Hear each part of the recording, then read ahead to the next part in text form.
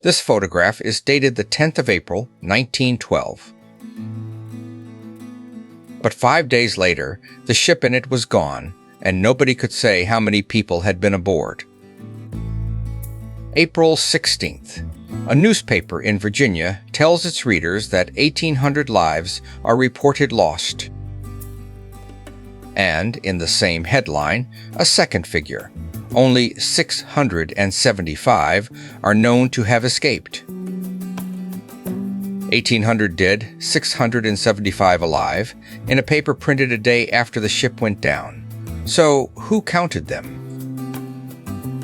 Nobody aboard the Titanic counted anything. There was no list, no roll call, and no photograph of the night it happened. Because for 3 days the count belonged to nobody who had been there. How do you count the dead when the only list belongs to the company that owned the ship?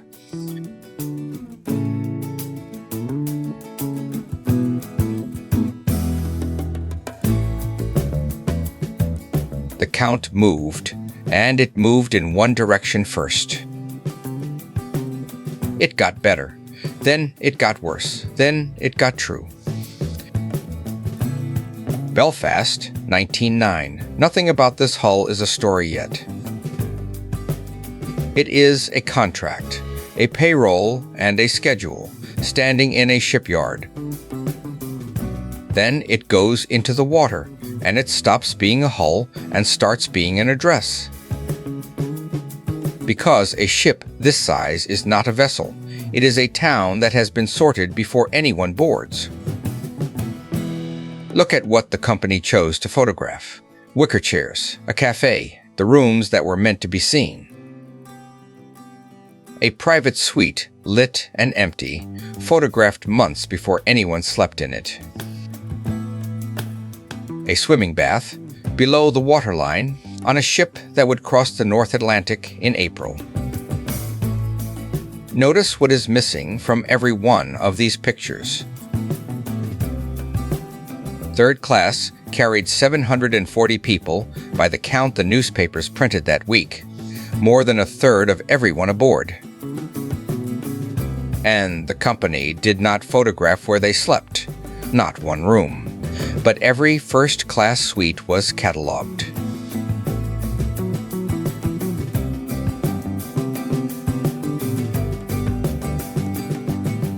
April 11th, at her last port of call, one of the last photographs ever made of the ship.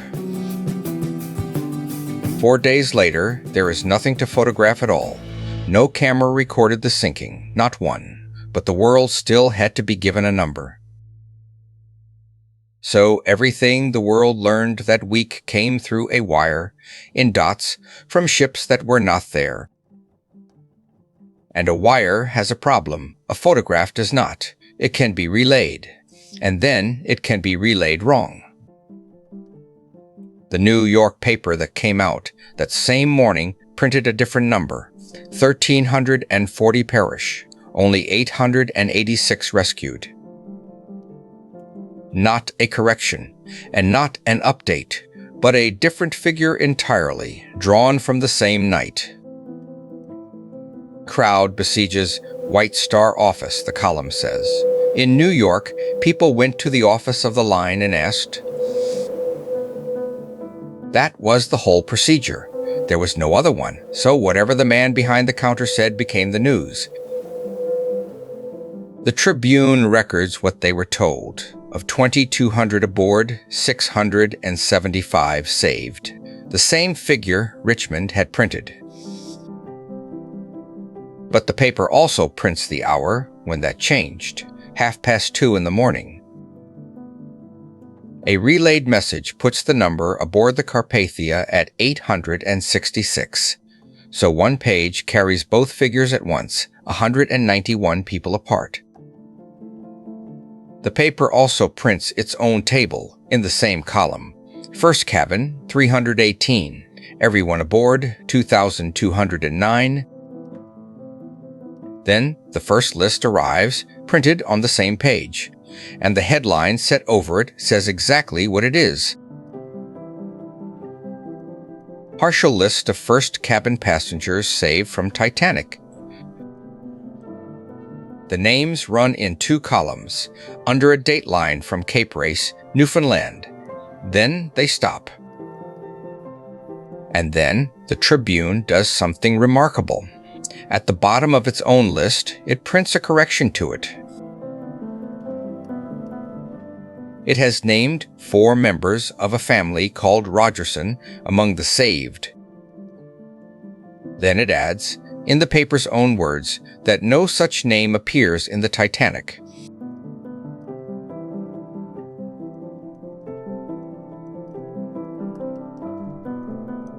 Because these were the passengers the company could bill, so they were the passengers the company could spell. The 740 in third class were not on it, not because they had all died, but because that list was never about them.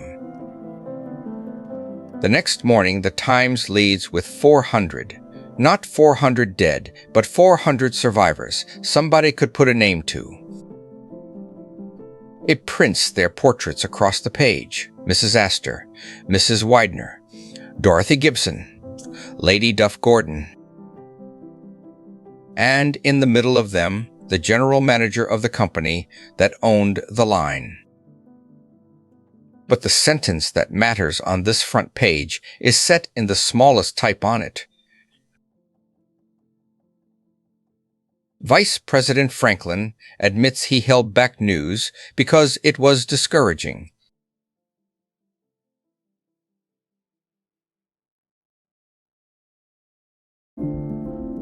On page 4, the names of everyone aboard run in columns, but look at what shares the page with them. A shop is selling spring coats for $12.50. Franklin ran the American end of the company that owned the line, so he was the source, and he was also the filter.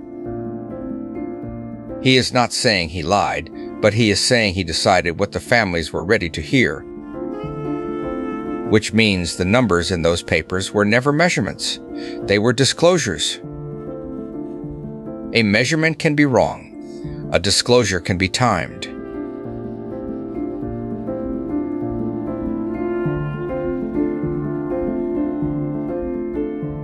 On the 17th of April, before the survivors had even reached New York, the United States Senate passed a resolution. It ordered the Committee on Commerce to determine, among other things, the number of persons aboard the Titanic, because nobody knew. The subcommittee met at 10:30 on the morning of Friday the 19th in a hotel in New York. That was the morning after the Carpathia docked. Its first witness, on page 2 of the record, was the general manager of the International Mercantile Marine.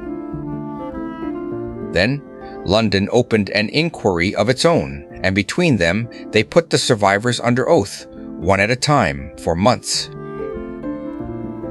Because that is how a count gets made when nobody photographed anything.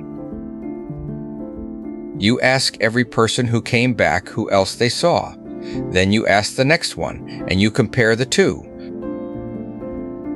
It took a year. Still, the report that came out of it does not round a single figure. First class, 203 saved out of 325. 62%. Second class, 41%. Third class, 26. So the first names the world was given came from the one group that mostly came home. Of 2,201 people, 711 came back. The report states the loss on its own title page, 1,490. Not 1,800, not 1,340, not 400, but a number that took a year of sworn testimony so that nobody would have to take it on trust.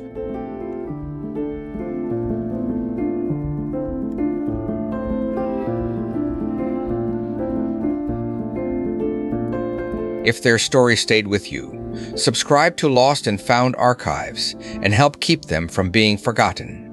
New faces from before living memory.